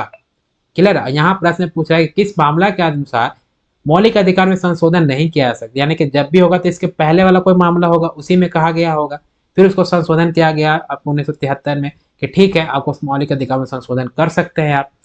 यानी कि इसका the right answer this question ये होगा, गोलकनाथ का मामला। ठीक है, यह आपका हुआ था गोलकनाथ बनाम पंजाब सरकार। किसमें हुआ था, गोलकनाथ। ठीक है, गोलकनाथ बनाम पंजाब सरकार। ठीक है, इसमें यह मामला था, और यह मामला कब था, आपको 1967 ईस्वी में। ठीक, कब था, 1967 ईस्वी में। और इसमें कहा गया था कि संविधान के मूल अधिकार में कोई परिवर्तन नहीं होगा, यानी मूल अधिकार में कोई भी संशोधन नहीं हो सकता। देखिए, दोनों में अंतर क्या है, गोलकनाथ में बोला गया कि मौलिक अधिकार में कोई परिवर्तन यानी संशोधन नहीं होगा, या वो 1967 में। फिर जब 1973 ईस्वी में केशवानंद भारती का मामला आया, तो उसमें मतलब सुप्रीम कोर्ट ने मान लिया कि चलो ठीक है, सुप्रीम आपका मूल अधिकार में क्या हो सकता है, संशोधन हो सकता है, परिवर्तन हो सकता है, और परिवर्तन करने का अधिकार किसके पास होगा, संसद के पास होगा। किसने माना था, केशवानंद भारती का मामला। यानी केशवानंद भारती मामला के अनुसार फंडामेंटल राइट में संशोधन हो सकता है, गोलकनाथ मामला के अनुसार फंडामेंटल राइट में संशोधन नहीं हो सकता। प्रश्न को बढ़िया से पढ़िएगा और बढ़िया से इसका जवाब दीजिएगा, दोनों में थोड़ा सा का अंतर है। ठीक है, इसमें टोटल जजों की संख्या कितनी थी, 13। इसमें टोटल जजों की संख्या थी 11। क्लियर है, और ये आपका 24 अप्रैल 1973 में, और ये आपको 1967 में हुआ था। ये आपका किसमें, केरल सरकार बनाम आपको केशवानंद भारती का मामला केस था, और यहाँ पर गोलकनाथ बनाम पंजाब सरकार का मामला था। क्लियर, यानी गोलकनाथ मामला में कहा गया कि आप फंडामेंटल राइट में संशोधन नहीं कर, क्योंकि 67 का बात है। उसके बाद 73 में फिर केशवानंद भारती मामला आया, उसमें कहा गया चलो ठीक है, फंडामेंटल राइट में संशोधन करने का अधिकार संसद के पास होगा। क्लियर है, प्रश्न संख्या 111 क्लियर है। अगला देखते हैं प्रश्न संख्या 112 क्या कहता है। 111 वार 111, ये हो जाएगा 112 होगा। कह रहे निम्नलिखित में से कौन सा भारत के संविधान का मूल अधिकार का अंश नहीं है, यानी फंडामेंटल राइट का अंश नहीं है। आपको बताना है सही जवाब, यह पूछा CDS 2019 में। ऑप्शन एक कह रहा है कि कह रहा है मानव दुर्व्यवहार एवं बलात् श्रम का प्रतिषेध, यानी बलात् श्रम को आपको प्रतिषेध करना, मतलब रोकना है। यह आपको मौलिक अधिकार में था, किसमें था, बलात् श्रम, मानव बलात् श्रम, बेगारी, मानव तस्करी और बंधुआ मजदूर, यह किसमें था, आर्टिकल 23 यानी शोषण के अधिकार में कहा गया था। तो यह हमारे मूल अधिकार का अंश है। यहाँ पूछ रहा है अंश नहीं है, पूछ रहा है क्या, पूछ रहा है नहीं है। तो ये तो है, तो ये तो होगा ही नहीं, ये जवाब नहीं होगा। पूछ रहा नहीं है, जो नहीं रहेगा वो जवाब होगा इसका सही। फिर कह रहा है कारखानों में बालकों का नियोजन से प्रतिषेध। मतलब कारखानों में बालक से, मतलब कि जो छोटे बच्चे हैं, यानी कि 6 से 14 साल के बच्चे हैं, उन्हें काम नहीं कराना, यानी कि रोका गया है। किसमें? यह आपको आर्टिकल 24 में है। यह भी फंडामेंटल राइट है हमारे।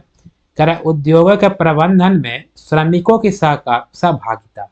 ठीक है, ये हमारे फंडामेंटल राइट नहीं है। ठीक, ये क्या है? फंडामेंटल राइट नहीं है। ये पूछ रहा है कि मूल अधिकार का अंश नहीं है, यानी कौन सा फंडामेंटल राइट नहीं है? तो उद्योगों में प्रबंधन एवं श्रमिकों की सहभागिता, ये आपका फंडामेंटल राइट में नहीं है। ये किस में है? आपका डीपीएसपी में। किस पे है? डीपीएसपी। हमने पढ़ाया नहीं अभी। राज्य के नीति निषेध तत्व में, राज्य के नीति निषेध तत्व के आर्टिकल कितने में? आर्टिकल आपका 43 का काम है। ठीक है, यानी 43 का काम में कहा गया है कि मतलब उद्योग प्रबंधन। ठीक है, उद्योग प्रबंधन में, प्रबंधन का मतलब क्या? मैनेजमेंट।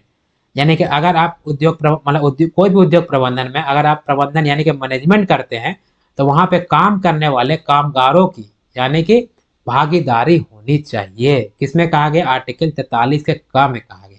और आर्टिकल 43 का किससे रिलेटेड है? डीपीएसपी, यानी कि directive principle of state policy, राज्य का नीति निषेध तत्व से सिद्धांत से आपको ये सम्मिलित है उसमें। यानी इसमें क्या पूछा गया? मूल अधिकार नहीं है, यानी कि उद्योगों से प्रबंधन जो है वह श्रमिकों की सहभागिता या मूल अधिकार नहीं, बल्कि यह क्या है? डीपीएसपी है, यानी कि राज्य का नीति निर्देशक सिद्धांत है।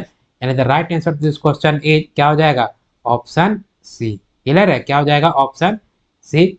ऑप्शन डी क्या कह रहा है? किसी वृत्ति को करना या किसी व्यवसाय, व्यापार या कारोबार को आगे बढ़ाना। ये किसमें कहा गया है?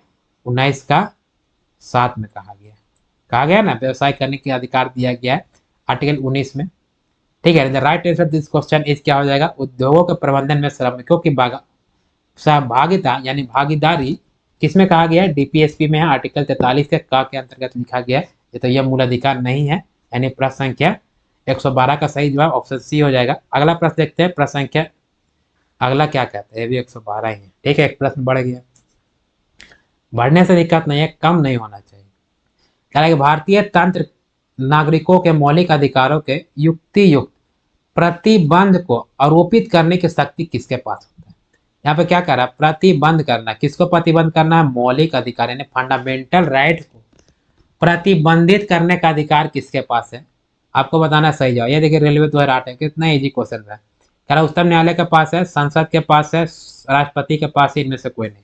देखिए, हमने बताया था कि आपको मौलिक अधिकार यानी फंडामेंटल राइट्स को प्रतिबंधित करके समाप्त करने का अधिकार किसके पास होता है? संसद के पास होता है। किसके पास? यानी संसद यानी पार्लियामेंट के पास होता है, क्योंकि इसमें लोकसभा, राज्यसभा, स्वयं राष्ट्रपति भी आ जाते हैं।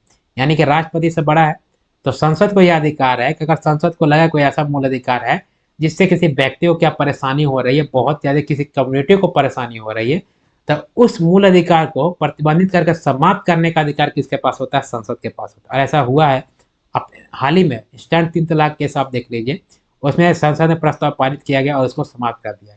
उसमें क्या था कि आपको तलाक तलाक तलाक 3 बार बोलने से तलाक हो जाता। ऐसा नहीं होना चाहिए।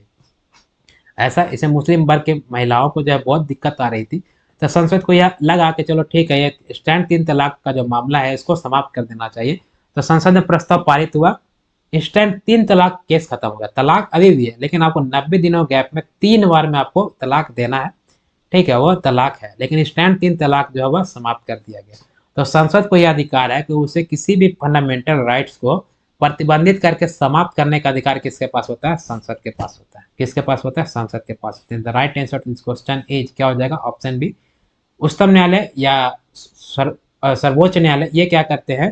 फंडामेंटल राइट को रक्षा करने का अधिकार इन्हें दिया गया है। क्लियर? किसे रक्षा करेगा? यानी कि आपके मूल अधिकार का अगर हनन या छीना जाता है तो आप आर्टिकल 32 का प्रयोग करके सीधा सुप्रीम कोर्ट में जा सकते हैं और आर्टिकल 226 का प्रयोग करके सीधा हाई कोर्ट में जा सकते हैं। ठीक है, राष्ट्रपति क्या करते हैं? मूल अधिकार को सस्पेंड कर सकते हैं, मतलब निलंबित कर सकते हैं, यानी कुछ समय के लिए रोका जा सकता है, उसको कहा जाता है सस्पेंड करना या निलंबित करना। यह अधिकार किसके पास होता है? राष्ट्रपति के पास होता है। ठीक है, यानी प्रश्न क्या पूछ रहा था? प्रतिबंध करके आरोपित करने का अधिकार किसके पास है? तो संसद के पास है। क्लियर है? प्रश्न 112 क्लियर है। चलिए देखते हैं अगला 113 क्या कहता है।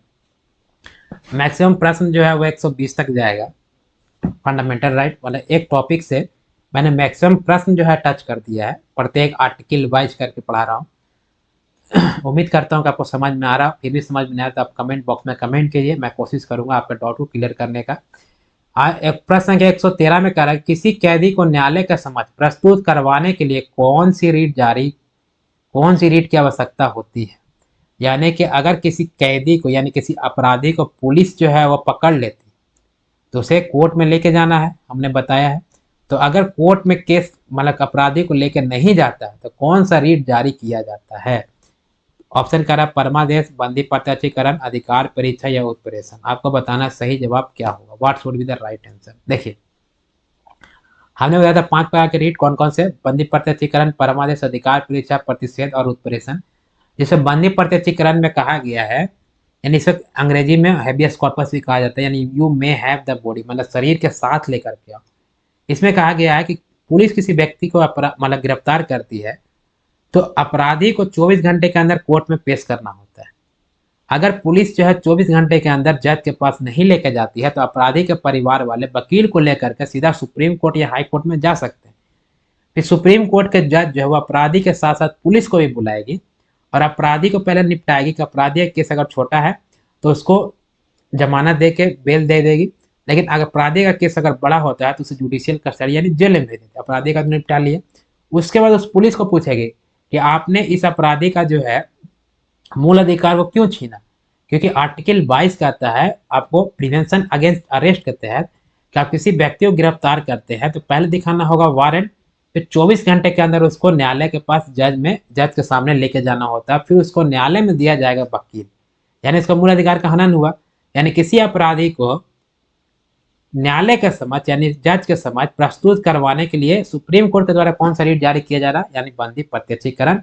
The right answer this question is क्या हो जाएगा, ऑप्शन बी हो जाएगा। क्लियर है। अगला प्रश्न देखते हैं 114 क्या कहता है। प्रश्न संख्या 114 कह रहा है कि किसी कैदी को न्यायालय के समक्ष प्रस्तुत करवाने के लिए, तो सेम क्वेश्चन रिपीट हो गया है इसलिए एक क्वेश्चन जो है नंबरिंग गड़बड़ हो रहा था। किसी कैदी को न्यायालय के समक्ष प्रस्तुत करवाने के लिए कौन सा रीट की आवश्यकता होती है यानी बंदी प्रत्यक्षीकरण, हेबियस कॉर्पस। ये हमने एक्सप्लेन किया है लास्ट प्रश्न में। अगला देखते हैं प्रश्न संख्या 116 क्या कहता है। अच्छा 115 गायब हो गया यानी वो 115 था। प्रश्न 116 कह रहा है कि भारतीय संविधान के निम्नलिखित में से कौन सा अनुच्छेद शिक्षा का अधिकार प्रदान करता है। शिक्षा का अधिकार मौलिक अधिकार बनाया गया आपको 86 संविधान संशोधन 2002 के बाद ये जोड़ा गया। पहले राजनीतिक सिद्धांत में था, फिर आपको किस में जोड़ा गया, मौलिक अधिकार में आर्टिकल 21 से क में जोड़ा गया। किस में जोड़ा, मैंने प्रश्न का सही जवाब ही बता दिया। ठीक है, ऑप्शन क्या कर रहा है 44 में, 12 में, 39 के क में या 21 के क में। अब तो मैं बता ही दिया कि शिक्षा का अधिकार जो है वह आर्टिकल 21 से क में है। ठीक है, यह कब जोड़ा गया था, 46वां संविधान संशोधन 2002 में। ठीक है, किसमें, 21 के क में। पहले किसमें था, डीपीएससी में था, directive principle of state policy and राजनीति सिद्धांत में था। फिर जब इसको 46वां संविधान संशोधन हुआ तो इसमें जोड़ दिया किसमें, मूल अधिकार में जोड़ दिया गया। किसमें जोड़ दिया गया, मूल अधिकार के तहत जोड़ दिया गया। प्रश्न संख्या 116 क्लियर है। Right answer this question is क्या हो जाएगा, ऑप्शन डी, यानी कि शिक्षा का अधिकार अनुच्छेद 21 के अंतर्गत। अगला प्रश्न देखते हैं, प्रश्न संख्या 107 क्या कहता है। 117 कह रहा है कि संविधान के निम्नलिखित में से अनुच्छेदों में से कौन सा अनुच्छेद 6 से 14 वर्ष की आयु के सभी बच्चों के मुफ्त और अनिवार्य शिक्षा का संबंध रखता है। अभी लास्ट प्रश्न था। ऑप्शन क्या कह रहा है, 31, 74, 10 या आपको आर्टिकल 21 का right answer this question is क्या हो जाएगा, आर्टिकल 21 का। कब जोड़ा गया, 46वां संविधान संशोधन 2002 में जोड़ा गया। पहले था ये डीपीएससी में, अभी यह फंडामेंटल राइट के अधीन 21 का में जोड़ दिया गया। देखिए अगर डीपीएससी में कोई भी कानून है तो राज्य की इच्छा शक्ति पर डिपेंड करेगा कि वो देगा कि नहीं देगा, और इसके लिए आप न्यायालय में नहीं जा सकते। यानी कि डीपीएससी में कोई भी कानून को अगर इम्प्लीमेंट कराना है, जबरदस्ती लाना है, उसको प्रभाव में लाना है, तो उसको किसी न किसी अनुच्छेद के ए बी सी डी में जोड़ना पड़ेगा, तभी जो है वह मतलब प्रभाव में आ सकता है। नहीं तो फिर राज्य के ऊपर डिपेंड कर, राज्य का मन हुआ तो देगा, मन नहीं होगा तो नहीं देगा, आप कुछ भी नहीं कर सकते। तो शिक्षा का अधिकार जो था वो पहले डीपीएसपी में था, उस समय हमारे देश के पास पैसे नहीं थे, संविधान लागू हुआ था। तो चलो ठीक है, दे दिया गया डीपीएसपी में, जब हम पढ़ाई डिटेल में बात करेंगे इसमें। फिर उसके बाद जो है 2002 में 86 संविधान संशोधन किया गया, 86वां संविधान संशोधन, तब जो है इसको शिक्षा का अधिकार जो है वह फंडामेंटल राइट के जोड़ा गया आर्टिकल 21 के क में। फिर यह अधिकार बन गया, फंडामेंटल राइट बन गया। अगर ये 6 से 14 साल के बच्चों को जो अगर शिक्षा नहीं देंगे तो सीधा कहाँ चला जाएगा, सुप्रीम कोर्ट आर्टिकल 32 का प्रयोग करके, आर्टिकल 226 का प्रयोग कर सीधा हाई कोर्ट भी जा सकता है। यानी कि इस प्रश्न का सही जवाब क्या हो जाएगा, 21 का जो है उसमें जोड़ा गया क्या, 6 से 14 साल के बच्चों को शिक्षा का अधिकार। अगला प्रश्न देखते हैं 118 क्या कहता है। प्रश्न संख्या 118 कह रहा है कि भारत के संविधान का अनुच्छेद 24, ठीक है, जोखिम कार्यों से संबंधित कारखानों में बालकों के नियोजन से निषेध करता है। यानी कि आर्टिकल 24 क्या कर रहा है, आर्टिकल 24 कहता है कि आपको जो भी बच्चे 14 साल से कम आयु के हैं उन्हें बचाना है ताकि उनका भविष्य खराब ना हो। यानी 14 साल से कम आयु के बच्चे को आपको बाल श्रम नहीं करा सकते हैं, या कारखाने में काम नहीं करा सकते हो, या आप कोई भी ऐसा खतरनाक काम नहीं करा सकते जिससे उसका जीवन खतरे में हो। जैसे आपका बारूद फैक्ट्री, मतलब एक पटाखा उद्योग में आप बच्चों से काम नहीं कराएंगे, जैसा कोई भी काम, खनन का काम आप बच्चों से नहीं करा सकते। ऐसा तो बाल श्रम ही नहीं कराना है, खतरनाक काम तो दूर की बात है। ठीक है, तो यह जो है पूछ रहा है, यह निषेध करता है। ठीक है, तो ऐसा निषेध क्या है, पूर्ण निषेध है, मतलब पूरी तरह से रोका गया है, या आंशिक यानी कुछ रोका गया है, बोला गया ठीक है कुछ मत करो कुछ करो, ऐसा बोला गया। यह युक्ति युक्त निषेध है या नैतिक निषेध है। ठीक है, तो यह जो है आपको पूर्ण निषेध है। क्या है, पूर्ण निषेध, मतलब पूरी तरह से रोका गया है कि 14 साल से कम बच्चे के, जो भी 14 साल से आयु के कम बच्चे हैं उन्हें क्या किया जाएगा, किसी भी कारखाने में काम नहीं करना है या कोई बाल श्रम ही नहीं कराना है। क्लियर है, इसमें कहा गया, आर्टिकल 24 में कहा गया। ठीक है, अगला प्रश्न देखते हैं। प्रश्न संख्या 119 क्या कहता है, थक गया पढ़ाते पढ़ाते। अच्छा, अब ज्यादा क्लास लंबा नहीं है, एक प्रश्न और होगा, 120 तक ही है। देखिए प्रश्न संख्या 119 में क्या कह रहा है कि भारत के संविधान का कौन सा अनुच्छेद भारत के नागरिकों को संवैधानिक उपचार प्रदान करता है। यह प्रश्न आया है एसएससी 2020 में। देखिए कितना इजी प्रश्न है। संवैधानिक उपचार किसमें है, हमने बताया ऑप्शन कर आर्टिकल 45 में नहीं, आर्टिकल 19 में नहीं, इसमें तो संविधान का रीढ़ कहा गया, अलग अलग स्वतंत्रता दी गई है। आर्टिकल 32, आर्टिकल 54 आपको बताना सही जवाब। देखिए संवैधानिक उपचार जो है वो आर्टिकल 32 के तहत है। इसमें सर्वोच्च न्यायालय या हाई कोर्ट 5 प्रकार का आदेश जारी करता है। ठीक है, कौन कौन से, बंदी प्रत्यक्षीकरण, परमादेश, अधिकार परीक्षा, उत्प्रेषण और प्रतिषेध। क्लियर है, यानी right answer this question is article 32 में क्या है, संवैधानिक उपचार है। अगला प्रश्न देखते हैं, प्रश्न संख्या 120 क्या कहता है। प्रश्न संख्या 120 कह रहा है कि भारत न्याय व्यवस्था में रीट किसके द्वारा जारी की जाती है। यह आपको आया है एनडीए 2020 में। ठीक है, कहा है कि भारतीय न्याय व्यवस्था में रीट किसके द्वारा जारी किया जाता है। केवल सर्वोच्च न्यायालय के द्वारा, हाँ सर्वोच्च न्यायालय के द्वारा किया जाता है, केवल उच्च न्यायालय के द्वारा, ये हाई कोर्ट और ये सुप्रीम कोर्ट, इसके द्वारा भी होता है और इसके द्वारा भी, दोनों जारी कर सकता है रीट। और रीट कौन कौन से, 5। तो कह रहा है ऑप्शन सी कह रहा है केवल सर्वोच्च न्यायालय और उच्च न्यायालय, और ऑप्शन डी कह रहा है सर्वोच्च न्यायालय, उच्च न्यायालय और निचली अदालत यानी डिस्ट्रिक्ट कोर्ट के द्वारा नहीं। इसमें जो है रीट जारी करने का अधिकार किसके पास होता है, रीट जारी करने का अधिकार जो है वह सर्वोच्च न्यायालय और उच्च न्यायालय यानी कि सुप्रीम कोर्ट और हाई कोर्ट के पास होती है। आर्टिकल 32 में यानी संवैधानिक उपचार के तहत सुप्रीम कोर्ट और हाई कोर्ट क्या कर सकती है, आप रीट जारी कर सकती है। रीट कितने प्रकार की होती है, 5 प्रकार की, बंदी प्रत्यक्षीकरण, परमादेश, अधिकार परीक्षा और उत्प्रेषण। क्लियर है, ठीक है क्लियर है। अच्छा, अब प्रश्न नहीं है, यानी कि आज के लिए फंडामेंटल राइट खत्म। यानी फंडामेंटल राइट्स को हमने 6 पार्ट में इसको ऑब्जेक्टिव क्वेश्चन किए। ठीक है, शायद पार्ट 5 जो है वो मैंने प्रश्न कम किया था, यानी 15 प्रश्न ही किए थे, लेकिन आज के प्रश्न, आज के क्लास में हमने टोटल कवर कर दिया। यानी फंडामेंटल राइट से हमने 120 ऑब्जेक्टिव क्वेश्चन यानी एमसीक्यू क्वेश्चन किए, जिसमें कुछ ऐसे एमसीक्यू थे जो एग्जाम में आए हुए थे और कुछ ऐसे एमसीक्यू जो एग्जाम में आने वाले हैं। तो जितना अगर हमने बताया है, अगर आप इतना कवर कर लेंगे, और इसको याद नहीं करना, इसको समझना है। अगर आपको मतलब हमारे क्लास, अगर हमारे थ्योरी क्लास अगर नहीं देखा है, जिसे हमने डिटेल से प्रत्येक आर्टिकल को आसान भाषा में समझाया, अगर आपने नहीं देखा है तो प्लीज़ पहले जाकर के क्लास को देखिए, उसके बाद ये ऑब्जेक्टिव क्वेश्चन जब हम प्रैक्टिस करेंगे तो ये आसानी से आपको बनेंगे, और ऐसे ही प्रश्न एग्जाम में पूछे जाते हैं। ठीक है, तो आज के लिए बस इतना ही रखता हूँ, फिर हम मिलते हैं। अभी पार्ट 3 खत्म समाप्त हो गया, यानी पार्ट 1 हमने पढ़ाया संघ और उसका राज्य क्षेत्र, पार्ट 2 में नागरिकता पढ़ाया यानी सिटीजनशिप, और पार्ट 3 में फंडामेंटल राइट्स यानी मूल अधिकार हम पढ़ा चुके हैं, यानी अभी तक आर्टिकल 35 तक समाप्त हो गया है। अगले क्लास में हम पढ़ेंगे भाग 4 राज्य के नीति निर्देशक तत्व या राज्य के नीति निर्देशक सिद्धांत यानी directive principle of state policy, यानी इसका शॉर्ट फॉर्म में डीपीएसपी कहा जाता है। और इसमें आर्टिकल कहाँ से कहाँ तक, आर्टिकल 36 से लेकर के आर्टिकल 51 तक। क्लियर है।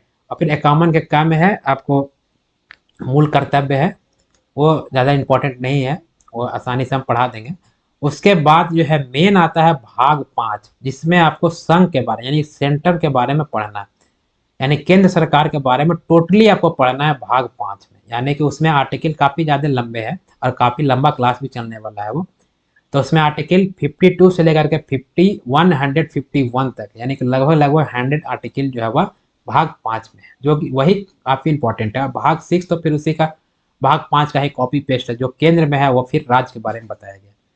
तो हम धीरे धीरे पढ़ते जाएंगे और उसका ऑब्जेक्टिव क्वेश्चन भी कराते जाएंगे। तो आज के लिए अलविदा चाहता हूँ, फिर मिलते हैं हम अगले क्लास में। हाँ, अगर हमारे चैनल को अभी तक सब्सक्राइब नहीं किया है, अब क्लास को लाइक, अगर अच्छा लग रहा है तो लाइक कीजिए, अच्छा नहीं लग रहा है तो डिसलाइक कीजिए। और अगर कोई भी डाउट रह जा रहा है तो हमारे कमेंट बॉक्स में आप कमेंट करना जरूर, कमेंट करना ना भूलें। फिर मिलते हैं अगले क्लास में, तब तक के लिए जय हिंद, जय भारत। अगर चैनल को सब्सक्राइब नहीं किया, चैनल को प्लीज़ सब्सक्राइब कीजिए, लाइक कीजिए। फिर मिलते हैं अगले क्लास में, तब तक के लिए नमस्कार।